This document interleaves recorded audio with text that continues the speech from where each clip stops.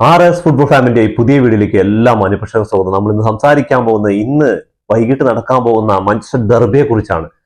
Manchester നീലയാണോ Manchester ചുവപ്പാണോ എന്നുള്ള ചോദ്യത്തിന് ഓരോ ഡെർബികളും ഉത്തരം പറഞ്ഞുകൊണ്ടിരിക്കുകയാണ്. ചില സമയങ്ങളിൽ സമനിലയാവാറുണ്ട്, നീലയും ചുവപ്പും ഇടകലർന്ന ഒരു ഡെർബി ആവാറുണ്ട്. മാഞ്ചസ്റ്റർ സിറ്റി, ആ ഒരു സിറ്റി ഒരു നഗരത്തിലെ രണ്ട് വമ്പൻ ക്ലബ്ബുകൾ തമ്മിൽ ഏറ്റുമുട്ടുമ്പോൾ അതിൽ സൗഹൃദത്തിന് അപ്പുറം വീറും വാശിയുമുള്ള ഫാൻ ബേസിൽ നല്ല വാശിയും അതേപോലെ തന്നെ എന്താ പറയാ ഒരുപാട് കോലാഹലങ്ങൾ സൃഷ്ടിക്കാൻ പറ്റുന്ന ഒരു മത്സരമാണ് ഇന്ന് വൈകിട്ട് നടക്കാൻ പോകുന്നത്. മാഞ്ചസ്റ്റർ റെഡ് ആണോ ബ്ലൂ ആണോ എന്നുള്ള ചോദ്യത്തിന് ഇന്ന് വൈകുന്നേരം 5 മണിയോടുകൂടി നമുക്ക് ഉത്തരങ്ങൾ ചോദിച്ചു തുടങ്ങിയവർക്ക് മറുപടി കൊടുക്കാൻ പറ്റും. എന്താ കാരണം എന്ന് പറഞ്ഞാൽ ആ ഒരു ഡെർബിയിൽ വീറും വാശിക്കും ഒരു കുറവും ഉണ്ടാവില്ല.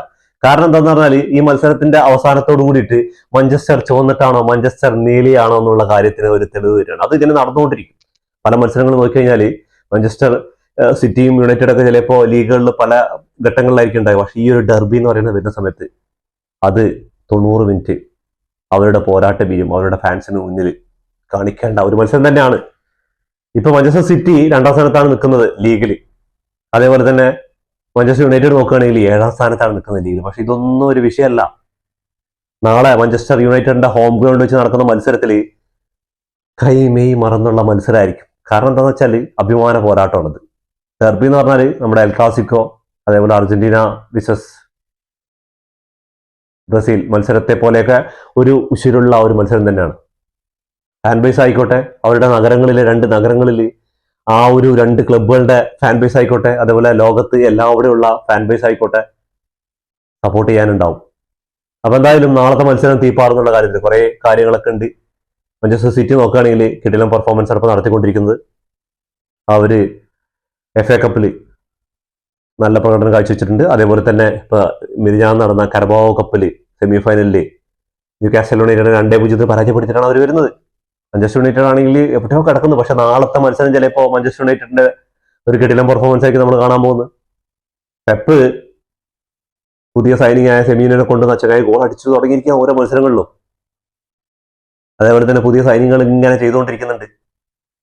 കഴിഞ്ഞ സീസണിൽ ലിവർപൂൾ 123-115 മില്യൺ മുടക്കിയിട്ട് ഓരോ പ്ലേയേഴ്സിനെ കൊണ്ടുവന്നപ്പോൾ വെറും 83 മില്യൺ മുടക്കിയിട്ടാണ് മാഞ്ചസ്റ്റർ സിറ്റി ഗോൾ കീപ്പറായ നമ്മുടെ VSCയിൽ നിന്ന് വാങ്ങിക്കൊണ്ടുവന്ന ചങ്ങായി, അതേപോലെ തന്നെ ഈ സെമീനിയ പറയുന്ന ചങ്ങായി, അതേപോലെ തന്നെ ഇപ്പോൾ പുതിയ ഡിഫൻഡറെ സൈൻ ചെയ്യാൻ പോകുന്നുണ്ട്. അപ്പോൾ 83 മില്യണാണ് ടോട്ടലി ചിലവാക്കിയിരിക്കുന്നത്. അതിന് ഇരട്ടി പണിയെടുക്കുന്നുണ്ട് ചങ്ങായിമാരവിടെ. അപ്പോൾ സിറ്റിന്റെ കാര്യം നോക്കുകയാണെങ്കിൽ കിടിലൻ പെർഫോമൻസ് ആണ്. ആഴ്സണലായിട്ടുള്ള പോയിന്റ് വ്യത്യാസം നോക്കിക്കഴിഞ്ഞാൽ 6 പോയിന്റ് വ്യത്യാസമുണ്ട്. 43 പോയിന്റുമായിട്ട് 2ാം സ്ഥാനത്താണ്, 49 പോയിന്റുമായിട്ട് ആഴ്സണൽ മുന്നിലാണ് നിൽക്കുന്നത്. അത് എനിക്ക് തോന്നുന്നില്ല ഈ സീസണിൽ സിറ്റിക്ക് ഇംഗ്ലീഷ് പ്രീമിയർ ലീഗിന്റെ പിന്നാലെ പോകേണ്ടി വരും തോന്നുന്നില്ല.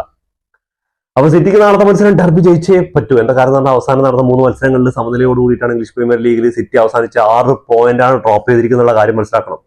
നല്ല പെർഫോമൻസ് ഒക്കെ ആണെന്നൊക്കെ പറഞ്ഞാലും ഈ ഒരു അവസാന 3 മത്സരങ്ങളിൽ 6 പോയിന്റാണ് ഡ്രോപ്പ് ചെയ്തിരിക്കുന്നത് സിറ്റി. മാഞ്ചസ്റ്റർ യുണൈറ്റഡും വലിയ വ്യത്യാസമൊന്നുമില്ല. അവസാനം നടന്ന മത്സരങ്ങളിൽ റിലിഗേഷൻ സോണിലുള്ള ബോൾസിന്റെ കൂടെയൊക്കെയാണ് സമനിലയും അതേപോലെ തോൽവികളൊക്കെ ഏറ്റുവാങ്ങിയിരിക്കുന്ന അവസാനം കിടന്ന ടീമുകളിലാണ്. സിറ്റിയുടെ മാഞ്ചസ്റ്റർ യുണൈറ്റഡിന്റെ ഒരു പ്രത്യേകത എന്താണെന്ന് പറഞ്ഞാൽ ഇവര് ഏറ്റവും അവസാനം കിടക്കുന്ന ഏത് ടീമുകളായിട്ടും ഞങ്ങൾ തോറ്റു കൊടുക്കലേ സമനില എടുക്കും. പക്ഷേ ഏറ്റവും ടോപ്പിലുള്ളവരായിട്ട് നല്ല കോമ്പറ്റീഷൻ കൊടുത്ത് അവർ ജയിക്കാനും സമനില നേടാനൊക്കെ ചാൻസ് ഉണ്ട്.